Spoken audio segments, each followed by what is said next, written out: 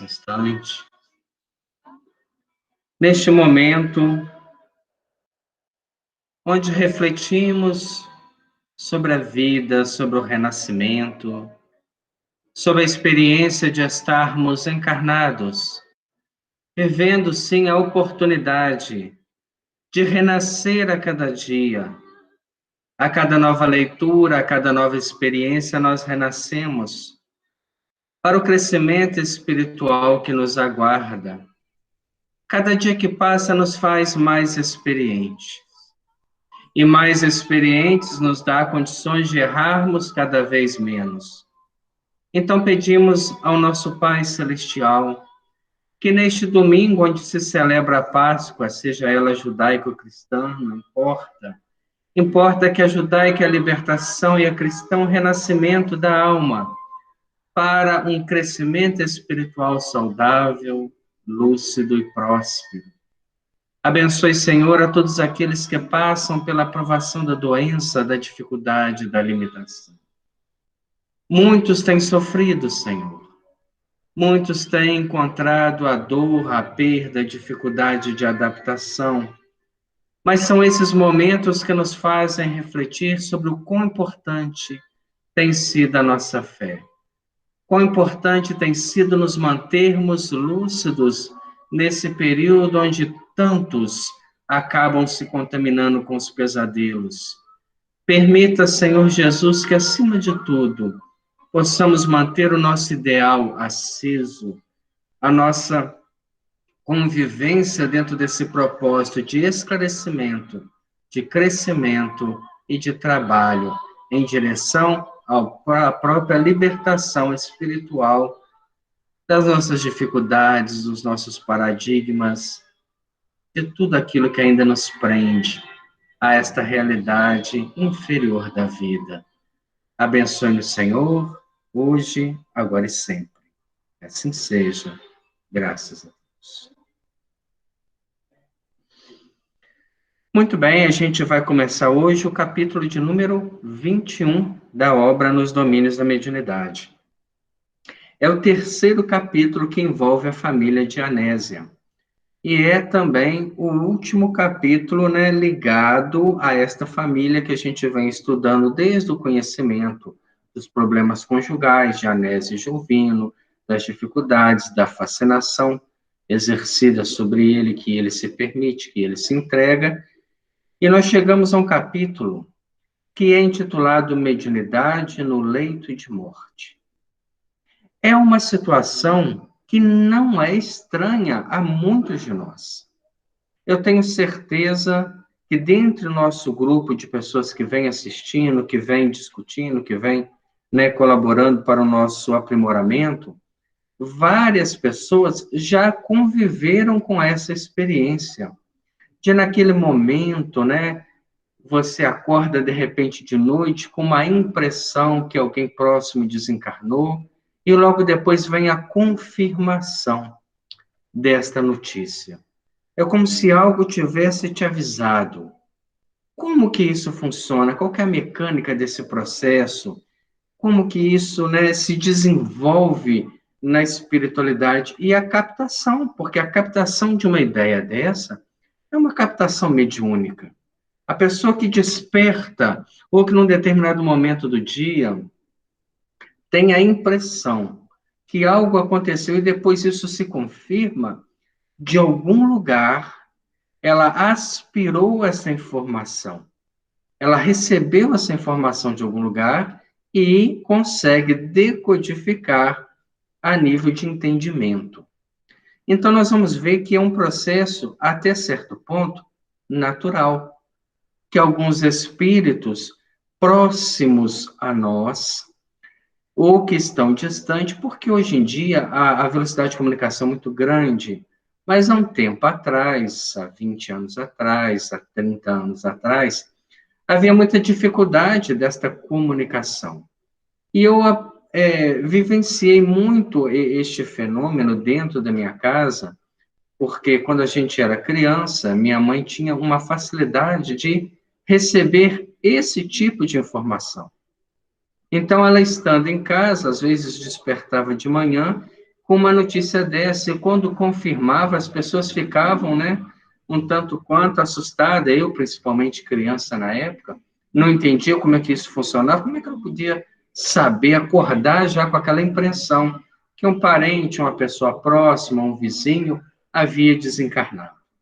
Aí nós temos esse capítulo, né, que vai descrever o desencarne da Dona Elisa, que é a mãe da nossa companheira Anésia, e todos os processos que se desdobram nesta vontade que este espírito, Elisa, tem de avisar a sua própria irmã, que morava a dezenas de quilômetros, o momento da sua partida. Vamos lá, então, ver o que o capítulo nos fala. Mediunidade no leito de morte. Na noite seguinte, voltamos ao lar de Anésia, com o objetivo particular de socorrer-lhe a mãezinha doente. Lembramos que na noite passada, nós terminamos semana passada esse estudo, foi o estudo feito sobre a realidade espiritual de Jovino.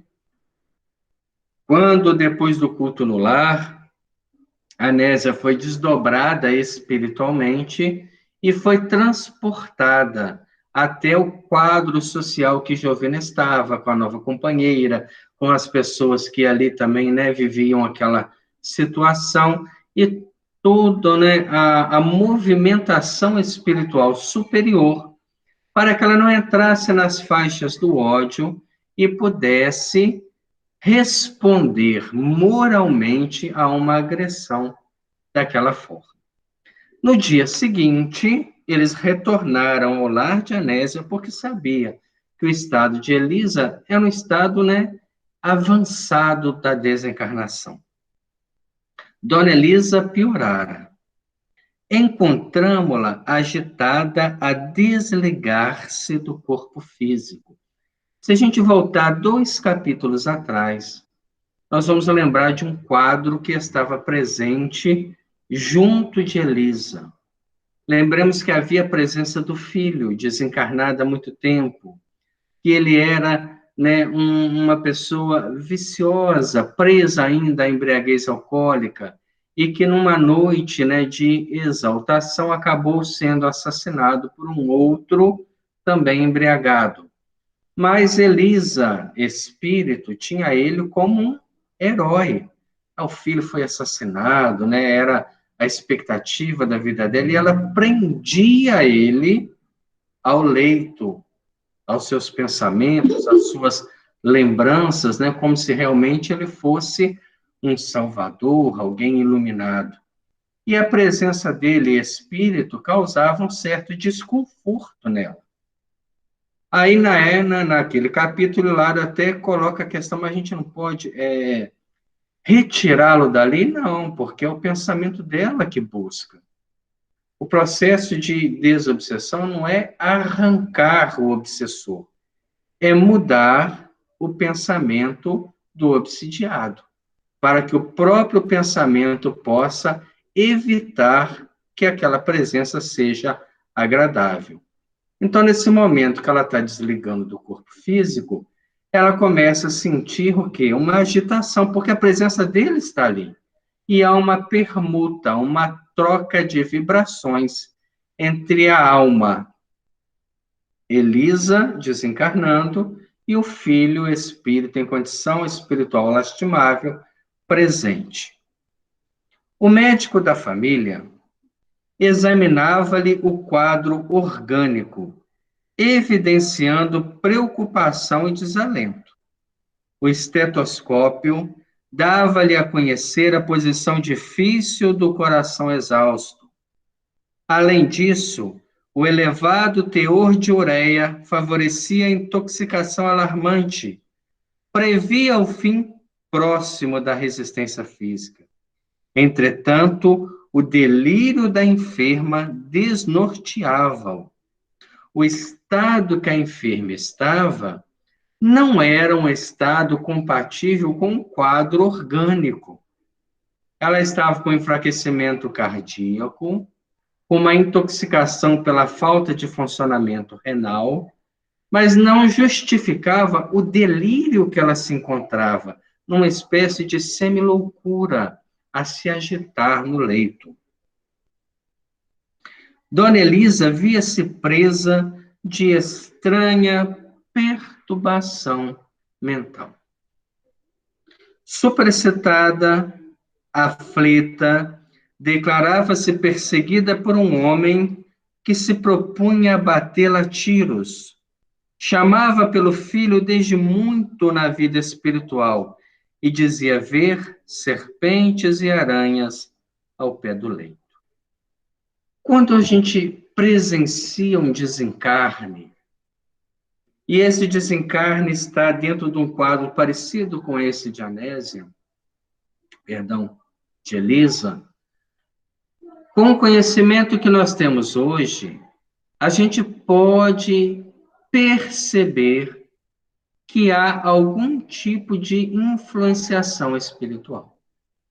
Talvez aqueles que já tiveram oportunidade de acompanhar um desencarne e ver os momentos finais da pessoa, você consegue perceber ou um estado de lucidez espiritual, ou um estado onde a pessoa começa a falar de uma série de desencarnados que ela vê presente, ou ela entra num estado de perturbação mental.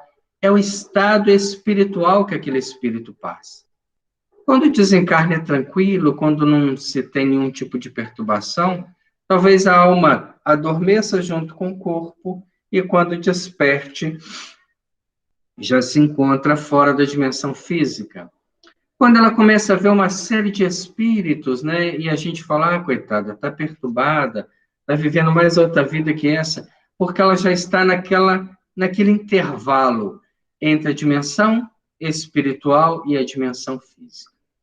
Mas quando ela começa a demonstrar uma perturbação dessa ordem, ela pode estar sob influências de espíritos que ela mesma acolheu pelo pensamento. Como ela, mãe, tinha uma visão do filho ainda como um herói, como alguém que poderia ajudá-la nesse momento, ela o prendia ao leito, mas recebia os pensamentos, as vibrações enfermiças que partiam de uma alma viciosa, de uma alma que vive um delírio, que é um delírio proveniente daqueles que são alcoólicos, que bebem, que fazem uso do álcool. A despeito do suor pastoso de quem se aproxima da morte e da extrema palidez que lhe desfigurava a máscara fisionômica, fazia supremo esforço para continuar falando em alta voz. Então ela estava, coração enfraquecido, com toda a dificuldade orgânica e ainda falando alto, como se ela estivesse superexcitada naquele momento. O facultativo, né, o médico, convidou a dona da casa a entendimento reservado e comunicou-lhe as péssimas impressões de que se via possuído. Quer dizer, o médico chegou e falou assim, olha, Nésia, infelizmente é para qualquer momento. Eu não consigo entender esse estado de demência. Até então, ela não apresentou nenhum quadro desse. Ela está com uma fraca circulação, com batimento muito lento, mas esse estado não tem nenhuma ligação com o quadro orgânico que ela está vivendo. A enferma deveria prosseguir com a medicação de emergência à face da crise. Contudo, a noite ser-lhe-ia sacrificial. A uremia avançada, célere, o coração era um barco desgovernado, e por isso o colapso poderia surpreendê-la de um momento para outro. Ela estava vivendo os momentos finais desta existência física. Anésia acolheu as palavras do clínico, enxugando as lágrimas que teimavam a lhe saltar dos olhos. Despediu-se dele e colocou-se em oração, confiando-se à influência de Teonília, que lhe seguiu os passos, qual se fora abnegado nume protetor. Sem conseguir explicar a si mesma a serenidade balsâmica que lhe tomou gradativamente a alma, aquietou-se, entre a fé e a paciência, na certeza de que não lhe faltaria amparo do plano superior. Lembremos, a Nésia está enfrentando esse quadro agora sozinha. O esposo não é-lhe mais um amparo, um companheiro. As filhas muito imaturas ainda para vivenciarem esse quadro. Então ela está diante da mãe a desencarnar, com toda, a dor da perda física, mas ao mesmo tempo sob a proteção espiritual de Teonília, que é sua mentora, e dos amigos espirituais. Longe de perceber a ternura que lhe era objeto por parte da devotada amiga espiritual, recebia-lhe os apelos confortadores em forma de sublimes pensamentos de esperança e de paz. Demorou-se na contemplação da anciã, que pedia socorro, em voz arrastadiça, e fitou-lhe os olhos desmesuradamente abertos, sem expressão. Profunda piedade assenhorou-lhe o carinho filial. Mãezinha, disse afetuosa, sente-se agora melhor? A interpelada tomou-lhe as mãos como se fora uma criança medrosa e sussurrou: minha filha, não estou melhor, porque o assassino me espreita. Não sei como escapar. Estou igualmente cercada de aranhas enormes. Que fazer para salvar-me? Difícil um quadro desse. O que fazer para acalmar uma alma dessa? E em seguida, elevando o tom de voz, gritou com lamentosa inflexão: ai, as serpentes, ameaçam-me da porta, que será de mim? Escondi o rosto nas mãos descarnadas, e debalde tentava erguer o corpo, movimentando a cabeça trêmula. Mãezinha, acalme-se, dizia, Anésia. Confiemos na providência. Jesus é nosso amigo vigilante. Por que não esperar pela proteção dele? A senhora vai recuperar-se. Repare com atenção. Nosso quarto está em paz. É um processo de doutrinação que ela faz com a mãe.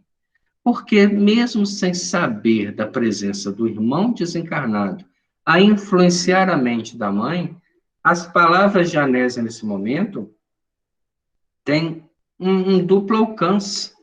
Acalmar a mãe, que naturalmente ligada, telementalizada pelo filho, leva esse estado de calma até ele.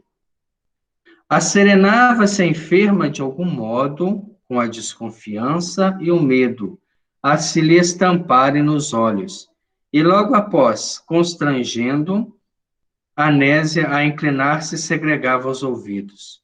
Sinto que o nosso Olímpio está conosco. Meu filho desceu do céu e veio buscar-me. Não tenho dúvida, é meu filho, sim, meu filho. Ela começava a perceber a presença espiritual do filho. E tinha a impressão no seu coração de mãe, no seu coração sofrido, que ele havia descido do céu para acolhê-la naquele momento de dificuldade. A carinhosa enfermeira acreditou que ouvia, compreendendo, porém, que a presença do irmão não seria de desejar, e convidou a genitora a serviço da prece. Porque a Anésia, com o conhecimento que tinha, sabia que o irmão era um viciado, era uma pessoa que morreu numa situação muito difícil e que ainda não estava em condições de oferecer-lhe nenhum tipo de auxílio superior. A presença desse espírito naquele momento seria uma perturbação a mais. No momento do desencarne, nós precisamos de espíritos que possam nos ajudar, que possam acalmar o coração daquele que está partindo, daqueles que estão à volta. Eu me lembro, por exemplo, da história de Chico Xavier, quando ele padecia ainda das ações da sua madrasta. Sua mãe apareceu-lhe em espírito e disse que estava providenciando a presença de um anjo que viria, né, acalmar aquele sofrimento todo, reunir toda a família. E acabou que o seu pai, né, casou-se novamente com uma senhora, e esta senhora fez uma exigência, né, que ele reunisse todos os filhos que estavam distribuídos entre os parentes, perdão, e pudesse conviver novamente com família. Então ele foi, reuniu todos os filhos, e ainda tiveram outros, e conviver, e ela realmente foi um anjo na vida dele. Tanto que no dia que ela desencarnou, o corpo estava sendo velado em casa, ele jamais, né, vivido um pouco, ele viu que descia sobre aquele caixão simples uma turba de espíritos iluminados, como se fosse anjo, recolhendo-a com a mesma luminescência deles e caminhando com ela para o mundo espiritual. Realmente era a promessa da sua mãe. Era um anjo que a providência divina havia colocado para atenuar-lhe o sofrimento, afastar a ideia de suicídio pelos maus tratos que vivia, para que ele pudesse se fortalecer para a vida. Então, no momento do desencarne, nós precisamos de um ambiente salutar, de um ambiente saudável, sem nenhum tipo de desespero, de culpa, de crítica, de julgamento. E esse momento, ele acaba estendendo até o velório, porque a morte orgânica, o fim da vida física, não se dá ao mesmo tempo que a desencarnação. A desencarnação é um fenômeno espiritual, quando você rompe os laços que ainda prendem ao corpo.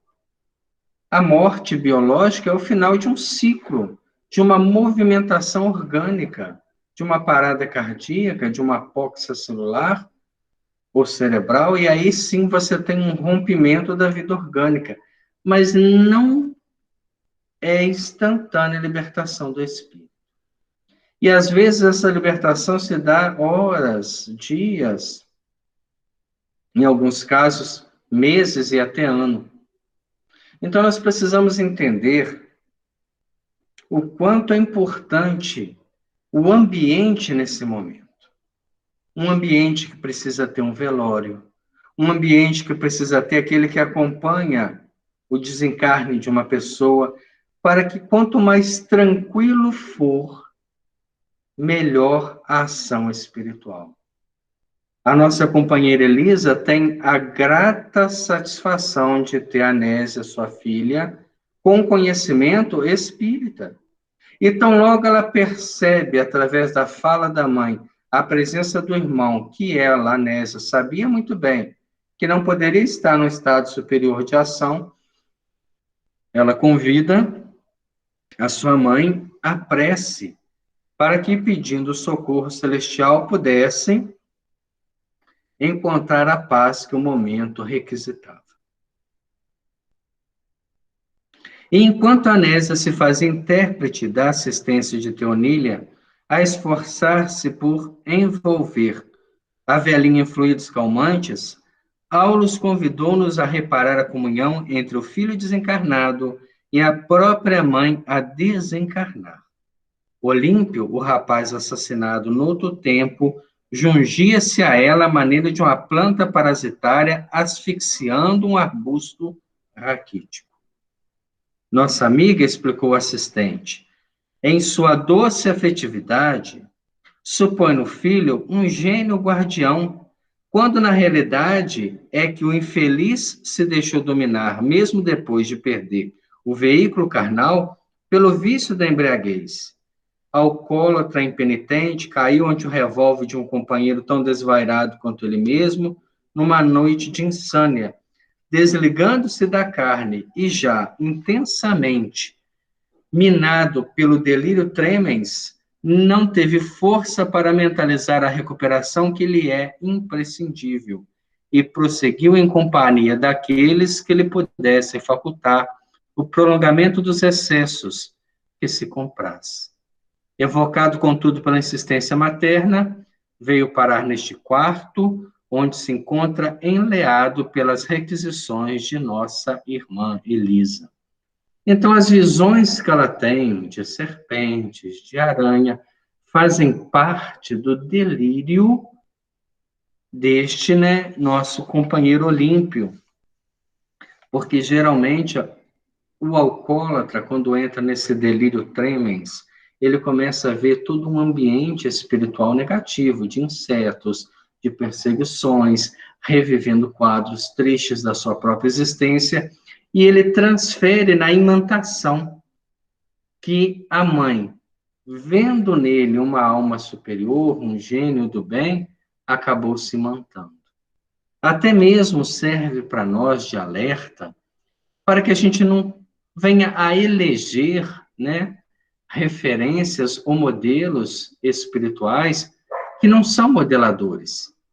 Nós precisamos, sim, buscar ajuda na espiritualidade superior, nos mentores espirituais, em nosso Senhor Jesus Cristo, no momento da dificuldade, no momento da angústia, no momento do desencarne. Felizes são aqueles que têm essa lucidez ao desencarnar. Eu me lembro de dois amigos de Juiz de Fora, todos dois já partiram, e eles tinham uma doença, né, que era uma limitação muscular contínua, era o Cezinho e o Marquinhos, e eles tinham uma pessoa que ajudava eles durante o dia, e à noite, depois que os dois estavam deitados no leito, essa pessoa ia para casa e voltava no outro dia de manhã para ajudar. Eles já não tinham mais movimento nos braços, nas pernas, mas estavam plenamente lúcidos. E teve um dia, isso o Cezinha me contando no encontro que a gente participou, que ele viu que o irmão estava muito inquieto, mas ele não conseguia nem se virar na cama para ver o irmão, nem virar o rosto. Aí ele perguntou, Marquinhos, meu irmão, você está desencarnando? E o irmão falou sim, eu estou. E Cezinho, que estava ali do lado, sem poder fazer nada, disse, pois bem, o que eu posso fazer para você é orar nesse momento. E os dois começaram a orar, o irmão desencarna, e um tempo mais tarde, o nosso companheiro Cezinho também partiu. São almas lúcidas, que não tiveram, né, dificuldade de aceitar a libertação daquela prisão, daquele corpo deficiente. E naquele momento não elegeram, né, os pais, se minha mãe tivesse aqui, se meu pai tivesse aqui, se meu irmão, se meu companheiro, não. Nesse momento nós precisamos da espiritualidade superior. Se os bons espíritos, se esses que foram nossos companheiros de jornada, estiverem em condições de nos ajudar, eles virão, mas não se prenda a eles, porque nem sempre a influência deles está no ponto de nos ajudar. Quando no livro Há 2000 anos, lá no finalzinho do livro, quando estava, né, Públio Lentulus com sua filha Flávia e com o seu genro, já na cidade de Pompeia, onde eles vieram a desencarnar com a explosão do Vesúvio, e no momento que há o desencarne, né, que as colunas da casa caem sobre eles, e ele, pouco depois de desencarnar, começa a enxergar novamente, já que ele foi cegado em vista, né, num resgate de encarnações anteriores, ele começa a ver toda uma pleiade de espíritos amigos que conviveram com ele, mas que elevaram, fazendo quase que uma saudação à vida espiritual. Então, ele tinha ali Agripa, ele tinha ali Flamínios, ele tinha ali Calpurnia, espíritos que conviveram com ele, e naquele momento, né, acalmava seu coração. Se eles estão aqui e já partiram, é porque eu também parti, dando a ele a aceitação que a vida espiritual precisava. É isso que a gente precisa, no momento do desencarne, no momento da dificuldade, da insegurança, do medo, da nossa própria limitação, se apega ao Cristo. Pede a Ele proteção. E com certeza uma série de espíritos estarão em nosso benefício. Que possamos estar muito lúcidos nesse momento, sem medo. A morte, ela é peculiar. Ela vai nos encontrar. Alguns, né, não conseguem aguardar esse encontro e acabam buscando ela precipitadamente, como o caso de Olímpio.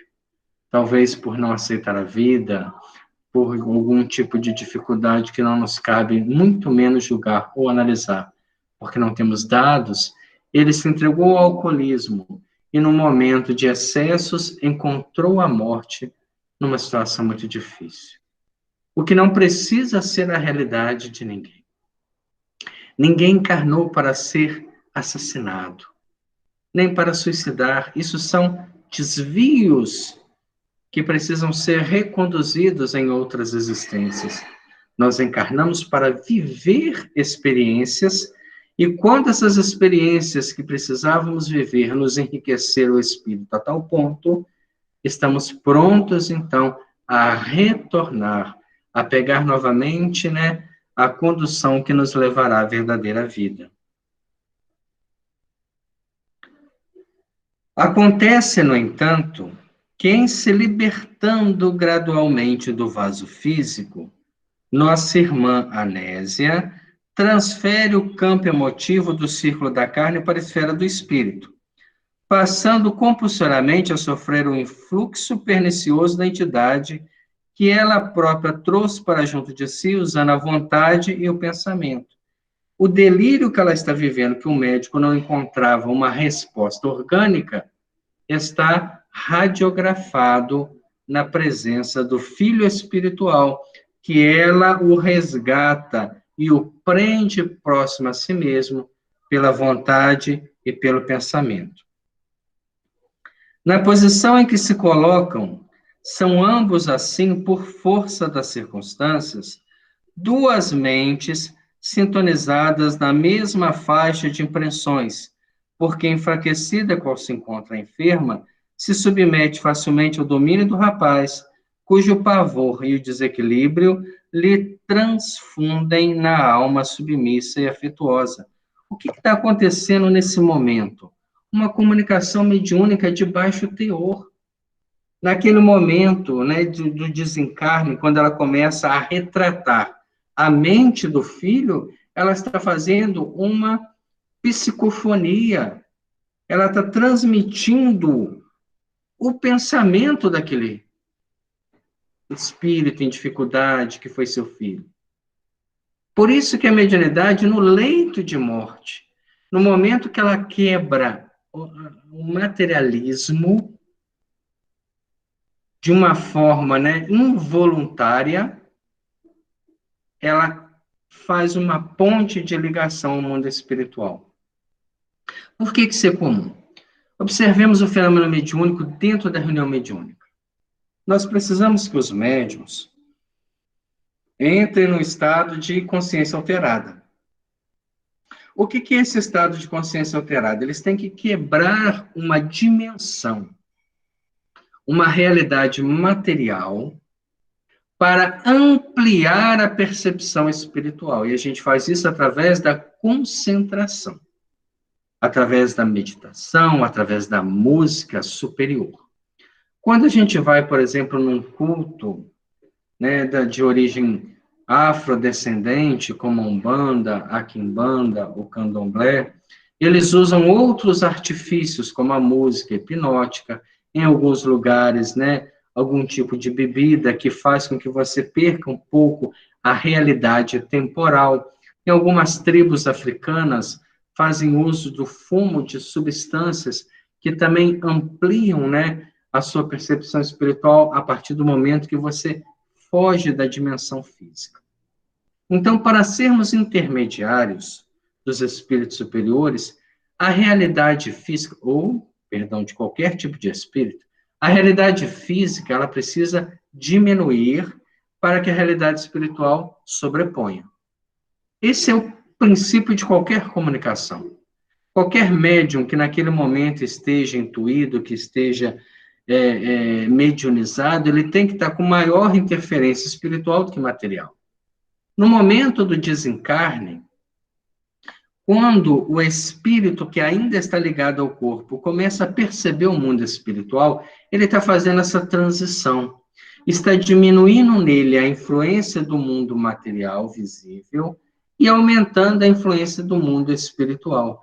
E como ela está ligada ao filho, ela começa a transmitir tudo aquilo que ele vê, que ele sofre, que ele sente, que ele percebe dentro do seu delírio proveniente daqueles que fazem uso do alcoolismo.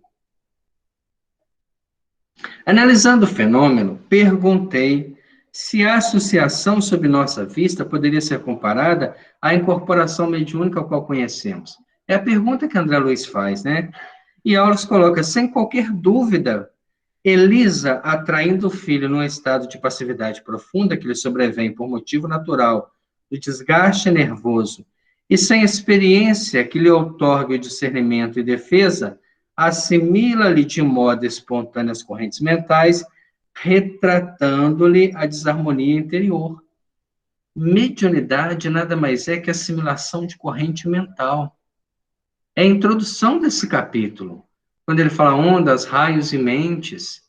Quando a gente assimila uma corrente mental e a gente se expressa, seja de forma positiva, negativa, de forma indiferente, de forma agressiva, nós estamos sendo médiuns da vida, de várias almas que pensam naquele mesmo fator, naquele mesmo propósito de ideias. E nesse momento, quando se há uma diminuição do nosso eu profundo, que é o próximo capítulo, quando falaremos do animismo, para uma sobrecitação de uma outra ideia, de uma outra corrente mental, o fenômeno mediúnico se torna autêntico. Estando a desencarnar devagarinho, reflete-lhe as reminiscências do pretérito e as terríveis visões íntimas que lhe são agora familiares, de vez que a distância das libações costumeiras, o infortunado amigo padece as alucinações comuns às vítimas do alcoolismo crônico. Então, aquele companheiro, o que ele está sofrendo? As alucinações de todos aqueles que são alcoólatras, que chegam a determinado ponto que começam a ver insetos, que veem serpentes, que vê isso no quarto.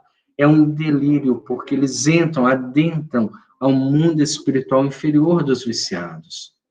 E ele está transmitindo isso a um ser que está desencarnando. Céus, exclamou Hilário, né, compadecido. Como relegar uma velhinha doente à provação dessa ordem? Não significará isso clamorosa injustiça? Olha a pergunta de Hilário, né? Como é que a gente pode permitir que isso aconteça? Como é que Deus permite? Espera aí, gente, vamos voltar lá atrás. Quem que atraiu ele? Quem que pensava nele como um herói? Ah, mas é um coração de mãe, a mãe sempre tem os filhos como heróis. Concordo plenamente. Mas o fato dela ser assim não condiz que ela padece de uma injustiça. Ela atraiu para si a realidade do filho que ele é, e não daquilo que ela pensava que ele fosse. Concordo, né, diz Aulos, em que é lamentável o quadro sob o nosso exame. Entretanto, ninguém trai as leis que nos regem a vida. Não adianta você pensar uma realidade e achar que ao seu lado vai ter outra. É aqueles médiuns que vivem divorciados de uma proposta elevada de pensamento, atitudes e palavras. Eles acreditam que no momento da mediunidade, toda a sua conduta moral vai ser neutralizada para um trabalho superior acontecer. Isso não existe. Não tem como, porque a lei, ela é a mesma, ninguém trai as leis que regem a vida. E a atração é uma lei universal. Então, aquilo que eu falo, que eu vivo e que eu penso se torna real na minha vida. Naquele momento, Elisa atraiu o filho, fantasiando nele um ser espiritual superior. Infelizmente, não era. Qual a influência que trazia para ela? O delírio que ela estava vivendo.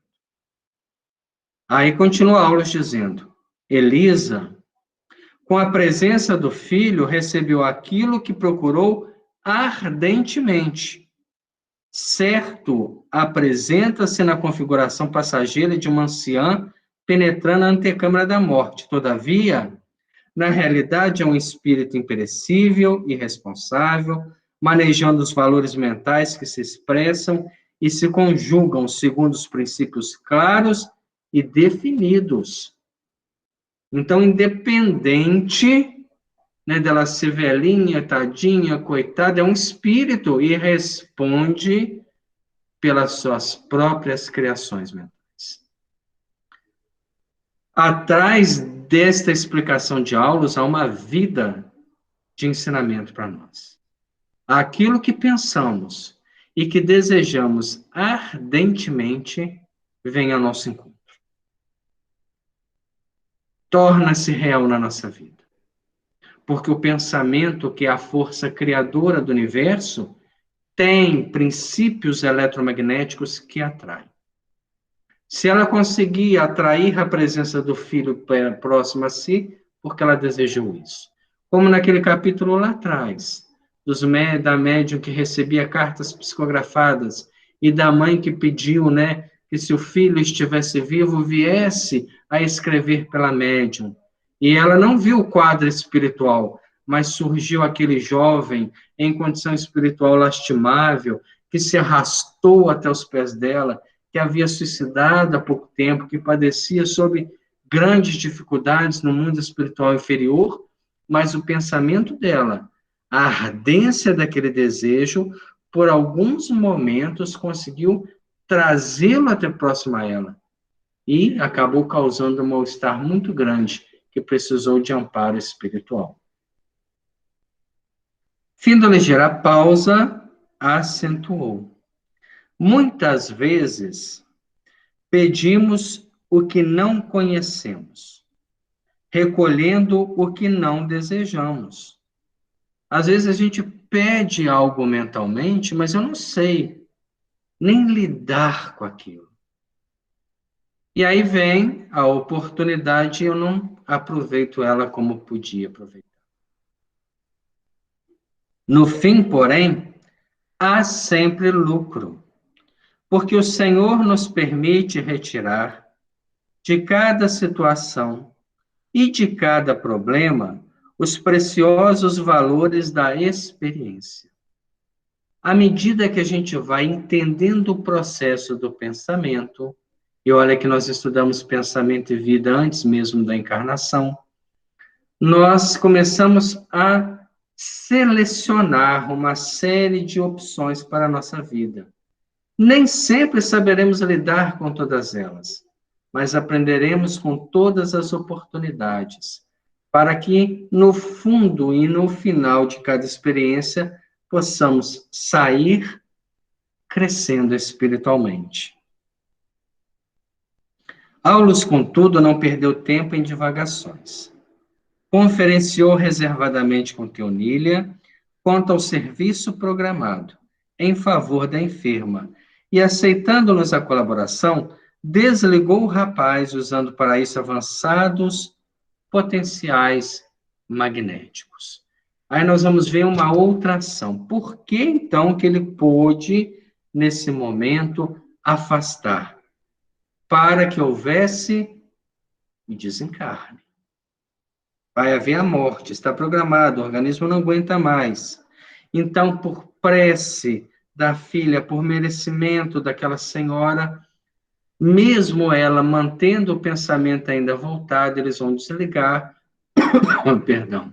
E com certeza, a mente agora, perdendo a agitação da presença dele, vai entrar num estado de calmaria para que a desencarnação se processe. Então, logo se afastou o desventurado Olímpio, identificamos curioso fenômeno. Dona Elisa, que falava singularmente animada, entrou em absoluta prostração, qual se houvera sido maniatada.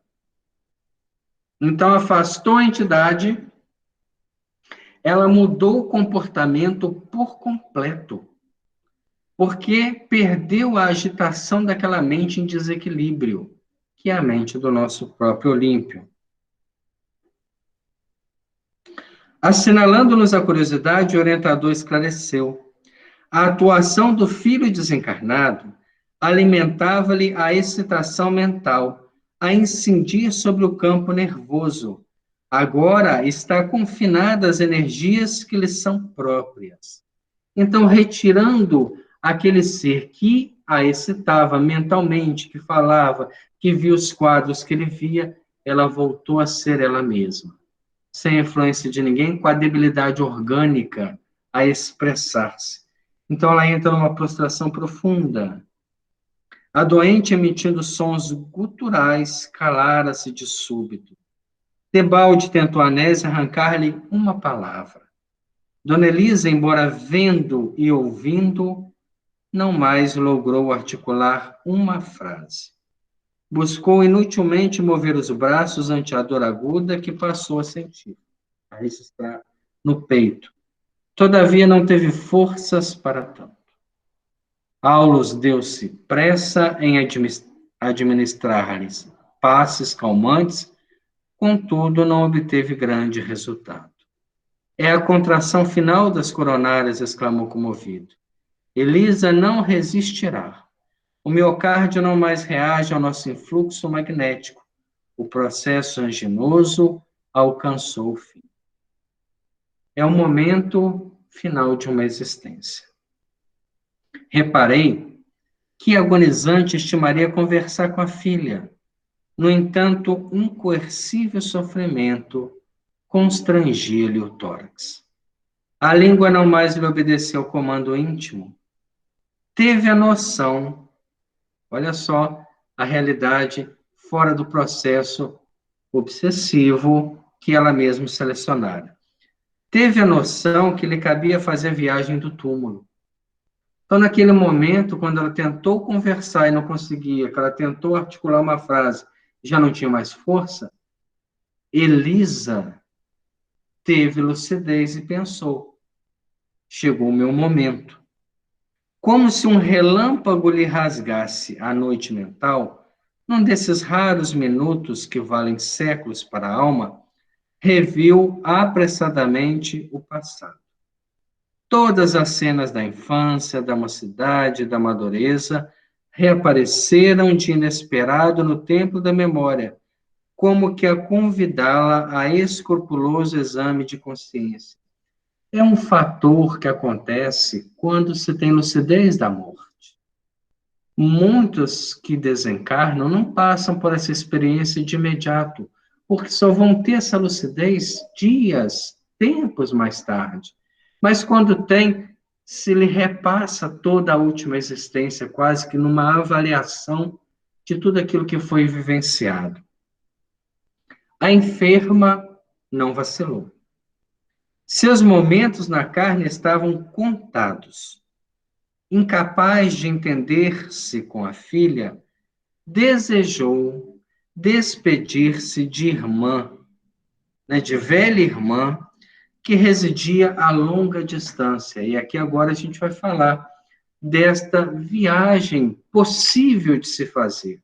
Ela estava tão lúcida naquele momento, sem a presença do filho. Ela sabia que era o momento final, e ela teve um último pensamento ainda encarnado. Rever a irmã, que há muito tempo não via, que estava muito distante, que não tinha convivência, era um momento assim de despedida mesmo. Então ela queria, né, despedir-se de velha irmã que residia a longa distância. Vimos-la num supremo esforço, concentrando os próprios pensamentos para satisfazer essa derradeira aspiração. Então, ela está juntando o desejo ardente, a vontade de ir, ela reorganiza os pensamentos, e o que vai acontecer? Ela vai se desprender do corpo e vai direcionar até onde a irmã está, porque é um fenômeno do pensamento. O pensamento, ele atrai, ele gera recursos, ele cria condições. Anésia, por sua vez, sob a influenciação de Teonília, percebeu que a genitora atingira a estação terminal da existência terrestre e, enlaçando-a carinhosamente, orava em pranto silencioso. Outra questão importantíssima. A filha que ali está, entendendo o processo que a mãe está vivendo, orava. Não ficava naquela lamentação, ah, minha mãe, não vai agora, fica mais um pouco. Sua presença é importante para nós, não entrega na mão de Deus. Você acha que ela não está sofrendo? Com certeza está.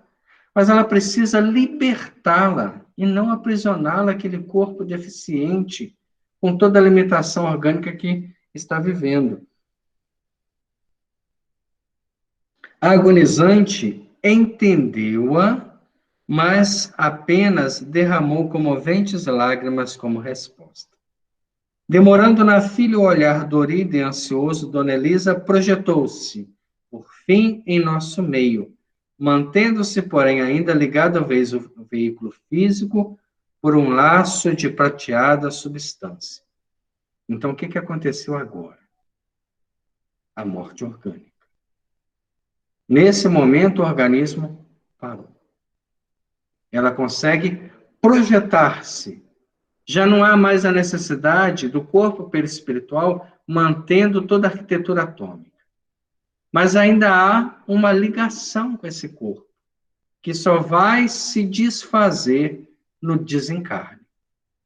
Enquanto se lhe inteiriçavam os membros pela falta de circulação, um só pensamento lhe predominava no espírito: dizer adeus à última irmã consanguínea que lhe restava na terra.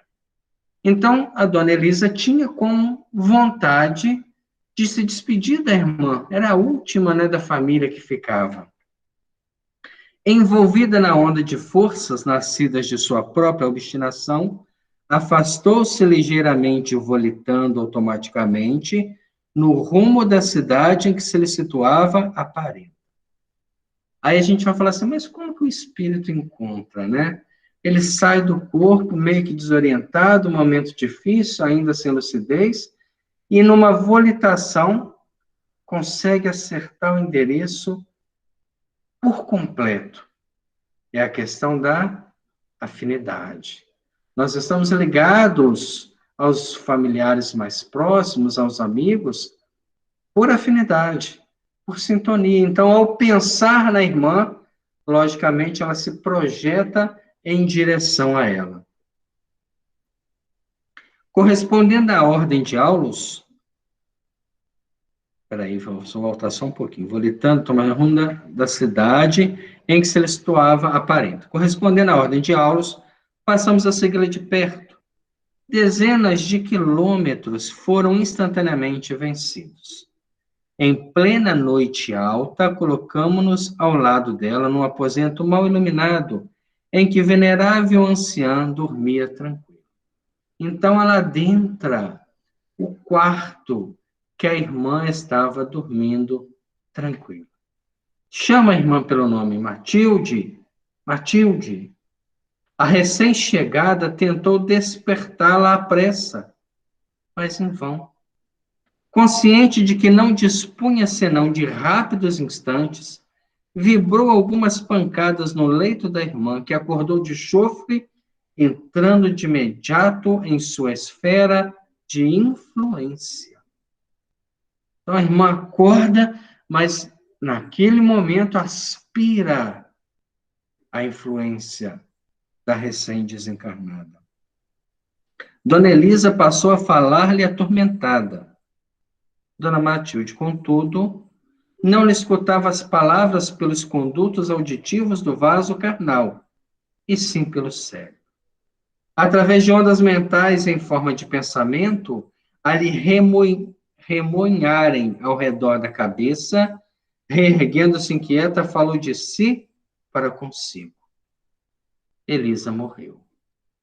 Então, naquele momento, ela consegue captar a morte da irmã a dezenas de quilômetros dali. Como que se dá isso?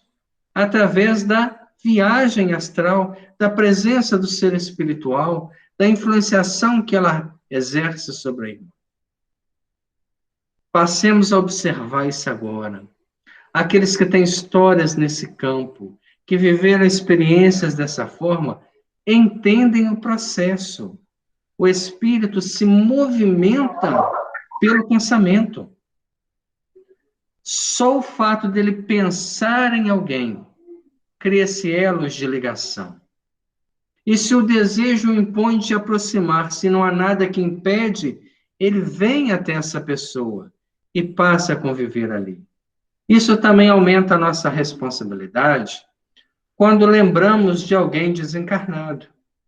Porque quando a pessoa está desencarnada, ela recebe uma influência de forma muito maior do nosso pensamento, das nossas palavras, das nossas lembranças. Os encarnados também recebem. Então, quando eu penso negativamente de alguém, de alguma forma influencio a vida dessa pessoa. Eu direciono, eu projeto o pensamento sobre essa pessoa, que reage e que interage. Lembra do esposo Jovino, que a amante pensava nele, ele lembrando dela, projetava a forma mental que atuava dentro de casa. Tarcísio, eu me lembrei, tem uma piada que o pessoal fala, né? Que quando eu morrer vou vir te buscar pelos pés. É mais ou menos isso, né? Com certeza, né? Se eu pensar que eu vou, eu tenho condição de ir. E às vezes A a minha, gente tem medo, né, disso, né? A pessoa fica com medo. Deus me a livre. minha mãe estava acamada já há bastante tempo e o irmão dela faleceu, chamava Valdomiro. E a gente não contou para ela, porque ela já estava acamada há um bom tempo, já não estava tão lúcida mais. Aí, mas um dia ou dois depois que ele faleceu, ela falou para a gente assim: Poxa, meu irmão teve aqui, meu Valdomiro teve aqui, vocês nem para dar um cafezinho para ele? Ô, gente miserável, sabe? Quer dizer, aí eu fiquei pensando, né? Com certeza ele veio para se despedir, porque Com eles tinham muita certeza. afinidade, os dois, sabe? Eram muito, muito amigos mesmo, sabe? Então, Falei, havia afinidade entre eles que promoveu esse encontro. No livro dos médiuns, nós temos um caso estudado por Allan Kardec, que é justamente de uma senhora que estava doente, ela estava acamada, e um senhor foi, né, ao seu quarto visitá-la. Ele tinha uma caixinha de rapé, e de tempo em tempo ele cheirava. Ela tentou levantar para conversar com ele, mas ele fez o sinal que ela ficasse em repouso. E ela permaneceu, logo depois, né, não viu ele mais. E depois que ela recuperou a saúde, ela foi agradecer a ele pela visita, mas aí ele disse, mas eu não fui na sua casa. Ele não foi fisicamente, mas em espírito ele esteve presente e ela registrou, talvez no momento em que a saúde estava, né, colocando ela nesses pontos intermediários entre a ação material e espiritual. O importante é que o pensamento promove esses encontros. Quando a gente pensa, né, arduamente em alguma coisa, nós estamos nos aproximando disso, criando realidades. A nossa irmã Anésia, perdão, eu sempre troco o nome, né, Elisa, ela desejou informar a irmã, a única, né, da família que ainda estava aqui, estava partindo. E ela conseguiu fazer isso, num esforço, né, numa ação do espírito. Quando a gente pensar em alguém que já partiu para o mundo espiritual, que seja lembranças boas, porque nós emitimos cargas mentais, cargas magnéticas sobre essa pessoa e às vezes atraímos ele para nossa casa ou para o nosso convívio, como a Elisa fez com seu próprio filho. Tem pessoas que guardam mágoas dos desencarnados, e ficam cobrando, minha mãe me tratou desse jeito, daquele, sofrimento disso. Pelo amor de Deus, gente, isso são trocas de energias doentes. Se liberta disso. Feliz é aquele que desencarna e deixa só boas lembranças, que quando se lembra dele, lembra com alegria, com satisfação, com reconhecimento, porque isso remete no estado espiritual que eles estão vivendo. Na semana que vem, nós vamos dar sequência, né, o finalzinho desse capítulo, para começarmos a estudar o animismo. É importante, muito importante para os grupos mediúnicos, saber identificar uma comunicação mediúnica, uma comunicação anímica, uma mistificação consciente ou inconsciente. Há uma troca de conceitos. Nem sempre se sabe se o médium está sendo um instrumento da espiritualidade, se eles estão inventando algum processo de ordem mediúnica. Mas o estudo profundo dos conceitos nos dá condições extremas de aclarar o entendimento sobre isso tudo. Nós vamos terminar com o desencarne da Dona Elisa, ver a ação dos espíritos, até que ponto eles podem auxiliar, como estão auxiliando a família, a Anésia, que ficou orando até os momentos finais ali, né, da partida. Como isso é importante.